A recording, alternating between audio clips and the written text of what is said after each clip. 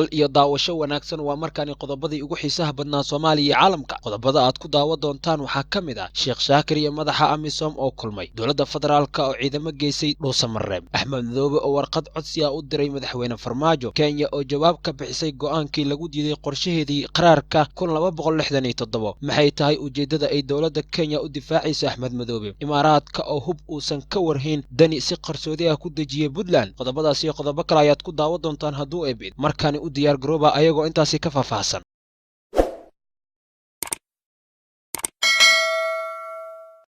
aynu ku bilownay dhawaan waxaa doorasho aysan raalli ka ahayn dowladda Soomaaliya ku soo baxay Axmed Madoobe oo mar kale loo doortay madaxweynaha Jubbaland. wasaaradda arrimaha gudaha federaalka iyo dib u heshiisiinta ayaa arrintaasi ka hor timid kuna tilmaamtay in ay tahay doorasho aan sharci waafaqsanayn. doorashada uu samaystay Axmed Madoobe oo garab ka helay dowladda Kenya ayaa ku soo aadaysa xilli ay waqti yar ka dhiman tahay dacwadda muranka badda ee Soomaaliya iyo Kenya. doorashada Jubbaland ka dhacday ayaa waxaa kulug lahaa aragti duwanaanshaha dadweynaha Soomaaliyeed, gaar ahaan kuwa ka soo jeeda deegaanada uu maamulkaasi ka taliyo. dowladda Kenya ayaa si weyn u difaacday Axmed Madoobe si uu mar kale ugu soo baxo doorashada Jubbaland. waxay u aragtaa garab weyn oo ay isticmaali karto boobitaanka badda Soomaaliyeed. difaacitaanka dowladda Kenya ee Axmed Madoobe ayaa ujeedka ugu dambeeyo waxay tahay sidii ay danaheeda ugu fashato, maadaama ay dowladda Soomaaliya ka dhaga adeegtay dalabka Kenya ee ahaa in wadahadal lagu dhameeyo kiiska badda. dacwadda Soomaaliya iyo Kenya ayaa waxaa kaliya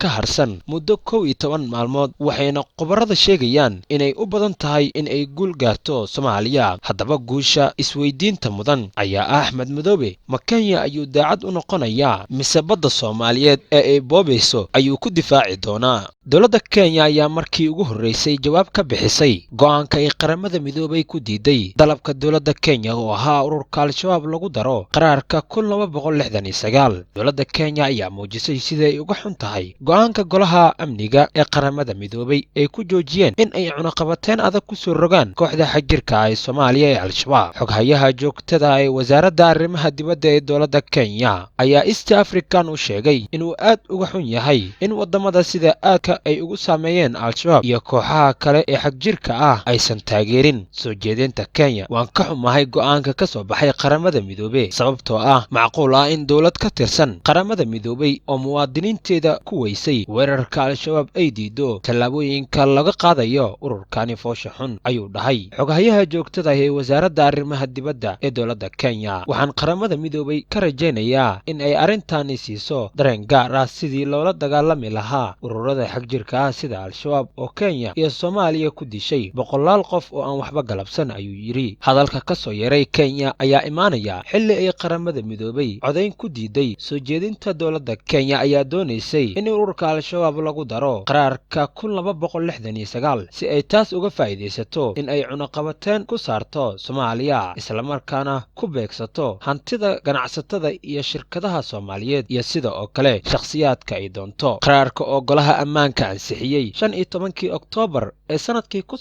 1999 ayaa diidaya in wax gargaar ah la gaarsiiyo deegaanada ay maamulaan koox kasta oo qaraarka lagu daro, taasi oo haddii ay dhici lahayd in dad badani oo ku dhibaataysan deegaanada ay maamulaan Al-Shabaab gargaar la'aan noqon lahaayeen. in Al-Shabaab lagu daro qaraarkani ayaa waxaa diiday 6 ka mid ah 15 dal ee xubnaha ka ah golaha ammaanka oo 2 ka mid ah ay yihiin xubnaha joogtada ah. dalalka diiday ayaa kala ah USA, France, Belgium, Germany, Poland iyo Kuwait. warbaahinta ayaa ogaatay maalmihii dambe inuu khilaaf xoogani ka dhex taagan yahay dowlad goboleedka Puntland iyo Imaaraadka Carabta. sida ay ogaatay warbaahinta, khilaafka oo markii hore salka ku hayay arrimo la xiriira mashaariic labada dhinac u dhaxaysay ayaa iminka sii xoogaysatay kadib markii ay ogaatay in garoonka ku yaala magaalada Qardho ay ka soo degtay diyaarad saanad military, taas oo aysan ka warqabin dowladda Puntland. waxaa shaki weyn dhalisay qaabka qarsoodida ah ee Imaaraadka Carab ay saanada military ula soo degeen garoonka cusub ee aysan horay u isticmaali jirin, iyada oo la wada og yahay in diyaaradaha Imaaraadka isticmaali jireen garoonka diyaaradaha ee Boosaaso. saraakiisha ammaanka Puntland gaar ahaan kuwa ku sugan magaalada Qardho oo ka war helay diyaaradaha Imaaraadka Carabta leeyihiin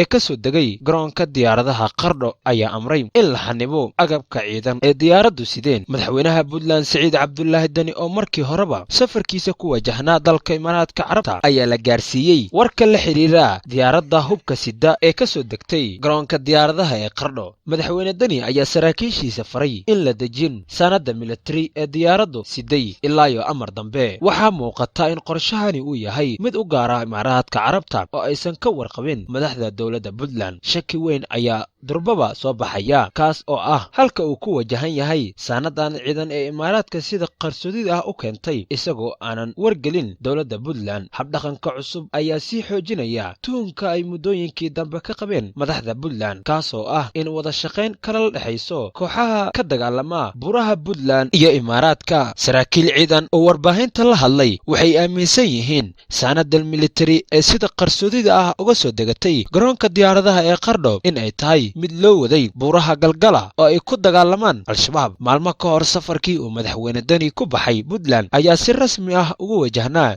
magaalada Dubai isaga oo transit ku sii noqday dalka Itoobiya. lamana oga saamaynta dhacdadani cusub oo ay ku yeelan karto safarka madaxweyne Dani. madaxa xukuumadda Galmudug Sheekh Maxamed Shaakir Cali Xasan iyo taliyaha AMISOM ayaa maanta kulan gaar ah ku yeeshay magaalada Dhuusamareeb. taliyaha AMISOM waxaa safarkani ku helinayay saraakiil ka tirsan ciidamada midowga Afrika waxaana kulan gaar ah ay la qaateen mas'uuliyiin kala duwan. fadhiga ay yeesheen madaxa xukuumadda Galmudug Sheekh Maxamed Shaakir waxa ay kala hadleen ammaanka deegaanada Galmudug. war ka soo baxay xafiiska madaxa xukuumadda Galmudug oo si kooban looga faahfaahiyey kulanka waxaa laga sheegay in taliyaha AMISOM Sheekh Axmed Shaakir ay diiradda saareen sida howlgal looga samayn lahaa deegaanada ay ku sugan yihiin al-shabaab. dhinaca kale wararka ka imaanaya magaalada Dhuusamareeb waxay sheegayaan in ciidamo ka tirsan booliiska gaarka ah ee dowladda la geeyey isla magaaladaasi. ciidamada loo yaqaan harmacadka ee tababarka gaarka la siiyey oo laga qaaday magaalada Muqdisho ayaa laga dejiyey garoonka diyaaradaha ee Dhuusamareeb Ugaas Nuur. askarta waxay ku biireen ciidamo kale oo ka